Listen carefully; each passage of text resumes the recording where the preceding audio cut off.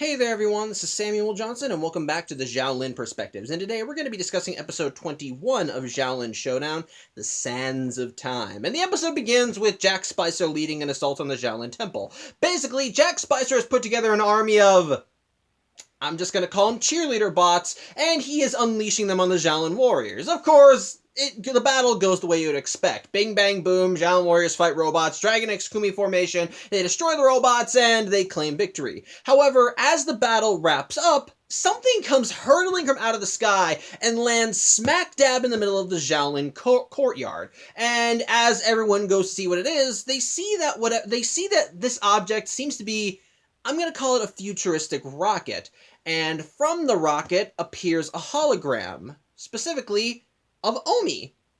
Well, namely, an older Omi, like way older. This is like Omi in his golden years, so to speak. And he claims that he is from the future. And, well, he does not bring good tidings, as he tells the Xiaolin warriors that in the near future, evil is going to win the great battle, and they're going to ultimately rule the world. Which Jack Spicer thinks is A-okay, since, he's the bad guy, but old Omi does say that there is a way to prevent this calamity, and that requires looking for the Shengong Wu called the Sands of Time. Specifically, he says that they must find the Sands of Time before the Sands of Time run out. As such, the message immediately cuts off, and Jack Spicer and Wuya just make a run for it.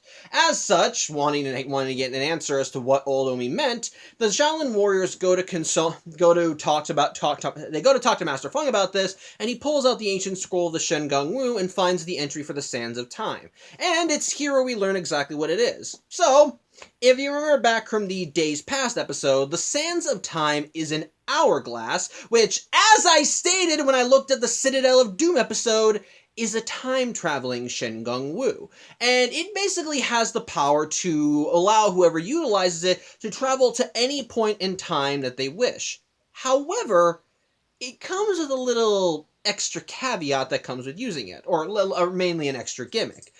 You see, when it comes down to regular time travel, like what we saw Omi perform in Days Past, that kind of time travel, it's meant to happen. Like, to give an example, when Omi went back in time in Days Past, in order to get back to the present, he had to freeze himself in solid ice and just wait for everything to happen. And the thing is, in the Days Past episode, even before we learned that's what Omi did in order to get back to the present, you could see the ice block that he was held in arise from the ground when Wuya erected her fortress. So, that means that even before Omi went back in time, he was waiting for the day that he was needed, even as far back as the first episode of the series. Meaning that he was always going to go back in time, and likewise, everything that happened in that episode was what was supposed to happen. However, with the Sands of Time, you essentially have the power to step out of linear time. So basically, as Master Feng puts it, not only can the Sands of Time allow you to travel through time, but it can also allow you to change time. Basically, from what I'm getting at this is that you can use the Sands of Time, and you can just fuck with history as much as you want, and you'll be fine. So, let's say, for example, I used the Sands of Time to go back in time, and I stopped my parents from meeting. While the present that I'll return to will not be the present that I left when I used the Shengong Wu, my personal history will be fine. I'll be able to walk around in this world where there is no such person as Samuel Johnson, and I'll still exist because the Sands of Time effectively protects me from any alterations that I've done in the past. As Master Feng puts it, one's fate is never sealed when they have the Sands of Time. As such, with the message of Omi's from the future and the realization of just how powerful this Shengong Wu is, Omi makes it a top priority for the Xiaolin monks to find this thing, despite the fact that this Shengong Wu has not revealed itself yet. As such, Omi rallies the warriors in Jojo as they immediately just start flying around the world, just trying to find the Sands of Time anywhere they can. And sadly, their search does not bear fruit, fruit, and unfortunately, because they've been at it for so long, the Xiaolin monks are starting to get genuinely exhausted, and even Dojo almost falls asleep while flying. However, they seem to get a lucky break, as while they're in Egypt, they actually see a sign advertising, well, the Sands of Time, pointing them right towards a pyramid. As such, the Xiaolin monks go in, and they seem to find the Sands of Time just resting there on a pedestal, and it seems to be guarded, as once they grab it, immediately these Egyptian warriors come out to fight them, as well as a mummy. And of course, the Xiaolin monks deal with all of them quickly, only when they deal with the mummy, they end up knocking its head off, and we see it's just a normal guy underneath. And immediately with the shout of "cut," they realize they're not in an ancient Egyptian pyramid, they're in a dinner theater. Yeah, the Sands of Time that they were looking for, it's a prop. It's not a real Shen Gong Wu. And the Sands of Time that were advertised on the billboard outside, it was for the show itself, and the director immediately just starts chewing the Xiaolin warriors out for ruining his show, much to the disappointment. However, it's at this moment that the real Sands of Time finally reveals itself, and so Dojo and the Xiaolin monks go outside to try and fly to it. Only because Dojo spent so long flying, his shape-shifting is a bit out of whack, and in his own words, he needs at least 10 hours to try and recharge. So the Xiaolin monks have to take another form of transportation, which means that they end up taking a plane, which, yeah, they openly state in the show that flying a plane is a lot slower than flying on Dojo, which means that Dojo apparently does fly a lot faster than you would expect, and I'm guessing maybe he has, like, some kind of magic protection or whatever. I don't know. Point is, when you're riding Dojo, you can travel from China to the U.S. in a day, in like maybe an hour, maybe like an hour, half hour tops, whereas on a plane, it would take about as much time as it would normally take. Either way, they managed to zero in on where the Sands of Time are, and it turns out they were in the courtyard of the Xiaolin Temple, meaning they travel all around the world for jack and shit. And unfortunately, by the time they get back to the Xiaolin Temple, because they left this place undefended, except for, all those nameless elder monks that only appear when they want to, Jack Spicer managed to just swoop in and steal the Sands of Time with little to no effort. And as such, he just flies away laughing in the Xiaolin monks' faces. As such, upon Jack returning back to his home base, he immediately gets to work using the Sands of Time for what he considers his ultimate master plan, as he used the Sands of Time to jump across history and assembles what he calls his evil dream team made up of history's greatest monsters, which includes Attila the Hun, Captain Blackbeard, Billy the Kid, and apparently Jack Spicer's first grade teacher, Mrs. Cornhaven. I kind of love that. Either way, Jack's plan is basically since these are history's greatest evil figures, he thinks that with their combined efforts together, they can very easily conquer the world. Although they have to still work on their team evil laugh. However, as Jack is reveling in his new evil team, the Xiaolin monks, it turns out, have managed to sneak into Jack's base, and they end up storming his lab just before Jack and his evil dream team can do something.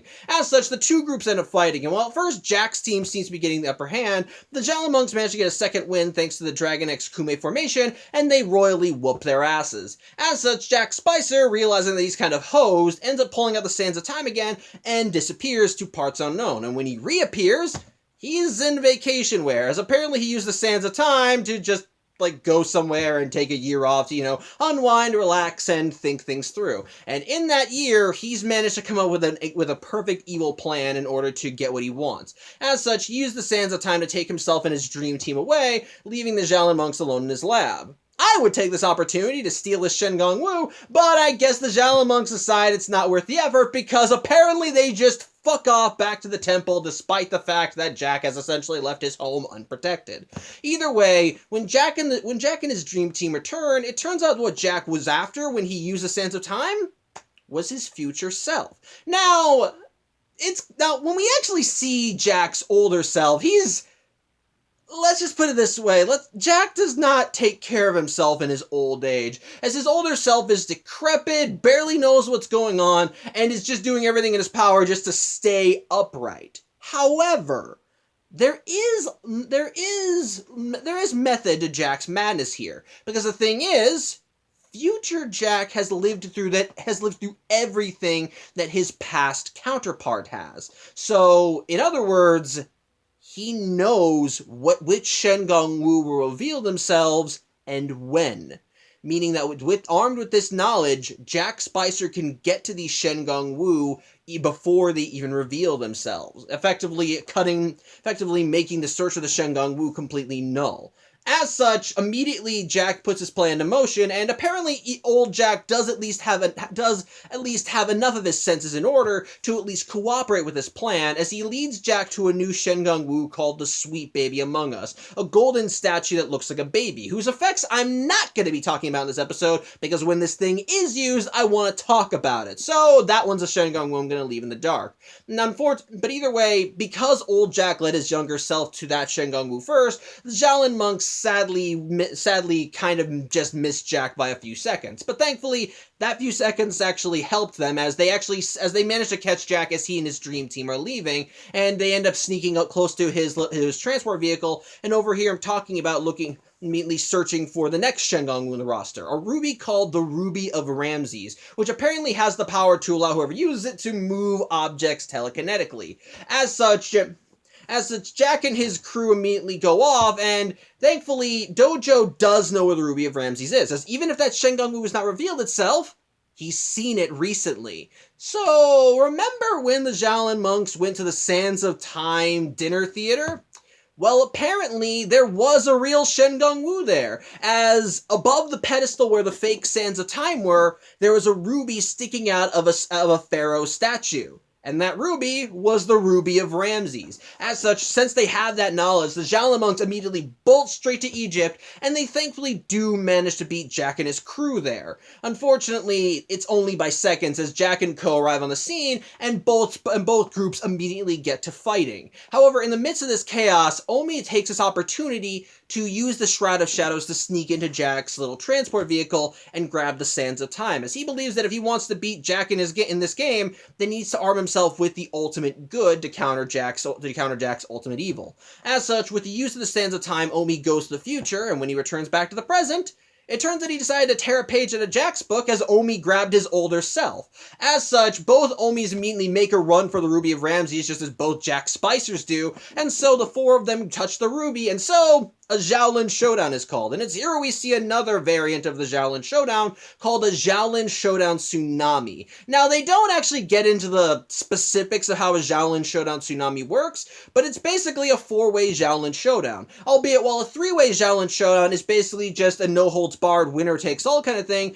for a Xiaolin Showdown Tsunami, it's a 2v2 match. So in this case, both Omis are going up against both Jacks, and of course the winner claims all the Shengang Wu, with the Omis wagering the Third Arm Sash and the Thorn of Thunderbolt, and the Jacks wagering the Monkey Staff and the Mantis Flip Coin. And the contest? It's basically trying to get to the top of the pyramid. Whoever can get to the top of the pyramid and make it through the pyramid maze first is the winner. And so, with the parameters set out, Xiaolin Showdown time, and again, still fucking awesome, as the pyramid actually lifts itself into the air, actually seems to expand, fucking Egyptian statues rise up from the ground surrounding the pyramid, and above it all is just a Ruby of Ramses just floating there, and so the Omis and Jacks immediately just start racing through the maze, just trying to get it around everywhere they can, and well, it turns out that the pyramid itself apparently stops cheating, as there's a barrier between each level of the pyramid. So if you want to get out, you have to find the exit. And ultimately, while the Jacks find the exit of the first floor first, which really causes the first floor to start crumbling, the Omis manage to get out just in time, and so both teams manage to meet back up at the second exit on the second floor, with the younger Omi and Jack duking it out, while older Jack and Omi just patiently wait till they get to the top of the pyramid. As such, with everyone now on the top of the pyramid, old Omi gets to playing his hand as he uses the Thorn of Thunderbolt to just blast both Jack Spicers right out of the pyramid, allowing him and his younger self to grab the Ruby of Ramses and thus claim victory in the Xiaolin Showdown. As such, Jack is angry that his older self didn't net him a victory, and so after he yells at his older self to get a gym membership, he pretty much just abandons him in the desert because apparently Jack hates himself, and as for the Omis, while they're both complimenting each other on their skills, old Omi does need to stop and take a break so he can nap. But either way, though, I'm assuming off-screen that the Xiaolin warriors use the Sands of Time to return everyone back to their proper times, which also means that some of history's greatest monsters now know that Shengang Wu is a thing, so have fun with that, I guess. But but the last thing they need to do is get old Omi back to his time. And as such, to try and ensure that the sands of time aren't misused again in the future, old Omi is going to take it back with him. So basically, in the present day, no one will be able to do a thing, while old Omi can hide the sands of time. Where if anybody wants them, they're gonna have to wait. They're gonna have to wait until they appear properly. As such, with a farewell, old Omi returns back to the future, and Omi is happy that he got a chance to meet his older self. So, yeah, that was the Sands of Time. So, my thoughts on this episode. I think it's a lot of fun. In a similar vein to Enter the Dragon, it is sort of a filler episode, with maybe like the barest of lore expansion with maybe the Xiaolin Showdown Tsunami and the new Shengang Wu that reveal themselves. But I'll give credit where it's due. It is a fun episode. Mind you, there is one problem I have with the story that does make me scratch my head, and that's namely what the disaster is that old Omi was talking about. I have a theory about what that disaster could be, but it's never really confirmed in the episode. But here's what I think happened. My theory is that the disaster that old Omi was trying to warn his past self about was Jack Spicer finding the Sands of Time. Because after all, when Jack Spicer got the Sands of Time, he used them to grab his older self and then learn the location of all the world's Shengang Wu before they revealed themselves. Which, in and of itself, I think is a smart move. Because, well, if you can beat the good guys to all the Shengang Wu, then that means eventually you're going to have more Shengang Wu than them, until eventually you can just lead an assault on them and then steal the rest. And from there, taking over the world would be a cinch. As such, at that point, the good guys will have all but lost, since all the cards would be in Jack's hand. However, we're never really told if that's the thing or if that's what happened or not. The only reason it's my personal theory is because of events that happen later in the series, which I'll get to when we get to, and trust me, I'm gonna enjoy talking about that. My point is, aside from Jack using the Sands of Time to assemble his dream team, I don't really understand what the oncoming storm was that old Omi was warning his younger self about. Because the dream team were really no more effective than your standard villains of the week. They at first whooped the Xiaolin Warriors' ass when they first met, but all it took was the Xiaolin Warriors going Dragon X Kume formation, and they whooped their collective asses, and it was only because Jack used the Sands of Time to cheat and take a year off that he managed to think of a strategy to counter them. So, in that regard, it just kind of makes me wonder that if the calamity wasn't Jack using his older self's knowledge to find the remaining Shengang Wu, then we're never really told what this calamity is that Omi's older self warned him about. Again, that's why I'm assuming that it was older Jack giving his younger self knowledge he shouldn't, because that's the only thing that really makes sense to me, considering what we learn later in the series, which again, not talking about till we get to that point.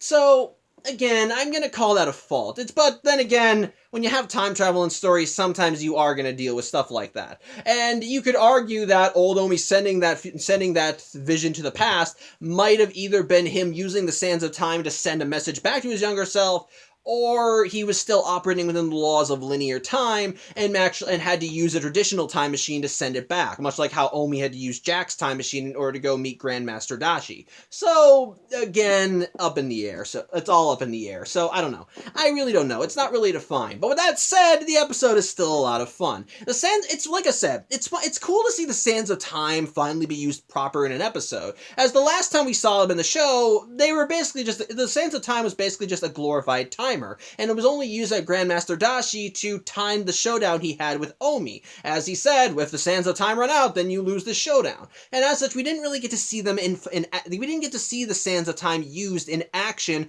in that episode. And then by the time the next episode came around, apparently Grandmaster Dashi either pretended that they didn't have that in Shengang anymore, or Dojo went and hid it before Omi even got the chance to do it, which, actually, considering that the Sands of Time were hidden at the Xiaolin Temple, I'm going to assume that when Omi turned his back, Grandmaster Dashi just told Dojo, take that thing and hide it in that temple we're building, because I don't want this kid to get it. So, again, I guess the idea is that Dashi didn't want Omi to use the Shengang Wu, because, yeah, it would have gotten Omi back to the present, But again, like I said, the Sands of Time allows whoever uses it to change history without willy-nilly, without them having to deal with personal consequences. So maybe I think he was trying to avoid that possibility of Omi misusing the Shengang Wu, or worse, it falling into the wrong hands. So it actually would make sense for him to try and hide it. Plus, he probably figured that Omi would find the answers since, Omi had the Orb of Toonami, and during the Xiaolin showdown he had with Omi, he saw that Omi could free stuff with it. So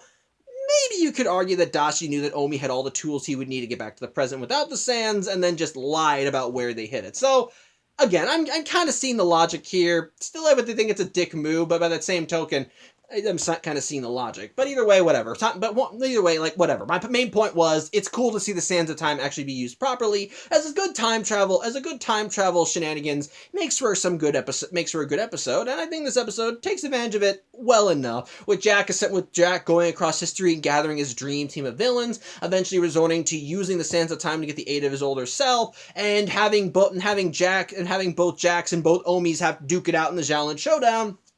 I think it was a lot of fun.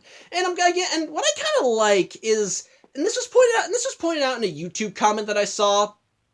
Basically, the way that Omi and Jack interact with their older selves does kind of reflect how their older selves kind of become. In the case of Jack looks down on his older self. He just treats him like garbage and sees him as a means to an end. Jack never sees his older self as himself. He sees him as just a feeble old man that Jack can use at this moment in order to achieve his grand plans of world domination. Even though Jack could look at this old man, realize that at some point in his life he's going to go downhill and could take steps to prevent that from happening, but it's Jack Spicer. He's never going to do that, and he lacks the self-reflection to do it, which makes sense. Jack is a very selfish person, and he's typically only going to think about the here and the now. And despite the fact that he's getting aid from someone from the future, he still only has his sights on the here and now. He doesn't see his future self and sees the consequences of his actions. He looks at his future selves and says, okay, try and keep it together long enough to give me what I want here. So it kind of makes sense why Jack's older self would be the way he is, because if Jack only focused on the here and now, then he would probably just try and ignore any potential health problems he would have as he got older, until by this point in old Jack's life, it was probably too late for him to actually do anything about it.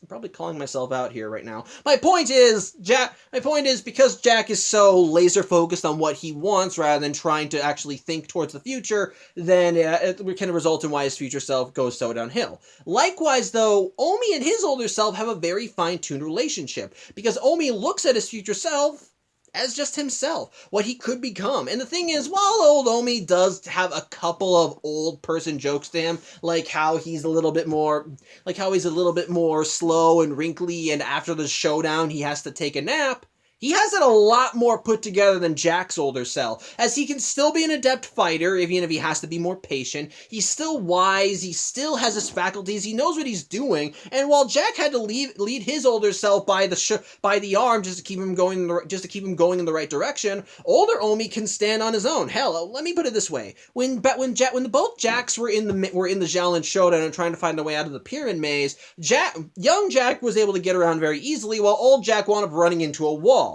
But on the reverse, when the Omis were looking through the maze, at one point they had to split up, and then you hear a smack, and you assume that one of the Omis ran into a wall, only for young Omi to have to turning around and following his older self, meaning he's the one that ran into the wall. Which means that even as an old man, Omi knows what he's doing. And hell, during the showdown, both Omis wound up encountering a mummy, and old Omi literally just chopped the thing in half. So, old Omi clearly does take better care of himself, and once the showdown is over, both Omis just do nothing but compliment the other. So, I kind of like that. It makes more sense, and it makes sense why Omi would probably grow up to still be at his prime, despite being in his golden years, because Omi dedicates his life to training, to maintaining his physical peak, to try and actually be the best version of himself. And it makes sense that these ideals would probably last until he was an old man. So, again, I dig it. It's nice. I like that. So it's cool seeing that in action. And on top of that, again, it is cool seeing Jack use the sands of time just for some time travel shenanigans, like with finding his old, like with gathering history's greatest monsters to be his dream team, including his first grade teacher. And I love that when she appears, she still treats Jack like an unruly student and makes him stand in the corner. I like that. Mind you, there are maybe a couple moments in the episode, plot-wise, where I do scratch my head, like how the Xiaolin monks don't take advantage of Jack being absent to steal all his Shengang Wu. You could argue maybe he had security in place. And likewise, while I do think it's a smart idea for Jack to use his older self's knowledge to try and gather the Shengang Wu, much like with the sizing up Omi episode and how it feels like that they did two separate plot threads, with Omi first being big and now him having trouble with now him being shrunk and having to deal with the consequence of that. This episode also feels like it has two separate plot lines that go on together. As we see Jack using the sands of time to form his dream team, only for the team to fail, and then Jack immediately does another plan. It feels like that you tried, again, meshing together two separate plots that, while tangentially related because they both involve the sands of time, ultimately still feel like two separate plot threads. And the fact that the Xiaolin monks, like I said, the fact that Xiaolin monks abandon Jack's lab, and then the next time we see them is only when they're searching for the sweet baby among us, again, it makes me think that they just left Jack's lab without trying to take advantage of the fact that they managed to get into the bad guy's lair, and I don't know, it just feels weird and slightly disjointed. With that said, it's still a good episode. It's fun seeing the Xiaolin monks look for the sands of time, and again, I like how them finding the Ruby of Ramses was like a Chekhov's gun. As they went on this wild goose chase, think that they turn up squat, only for later in the episode it turns out that their searching did actually earn them results, as now they know where one of the Shengang Wu is before the bad guys do. So I at least like that. Again, the sands of time are cool to see in action. It's cool seeing the time travel shenanigans as we see Jack with his dream team, and then having two Omis and two Jacks versus each other. It's cool seeing the Xiaolin Showdown Tsunami. And while I'm not going to talk about the Sweet Baby Among Us, because I want to talk about it when it's actually properly used in the series, I will talk about the Ruby of Ramses. It's pretty cool. It's a cool ruby. It looks nice, pretty sharp and pointy, and it's basically just, I'm trying to think of the word here. It's basically a tractor beam. It's just basically a handheld tractor beam, and that's kind of awesome, so I dig it. So, on the whole, I think the episode is pretty enjoyable. Nothing too amazing,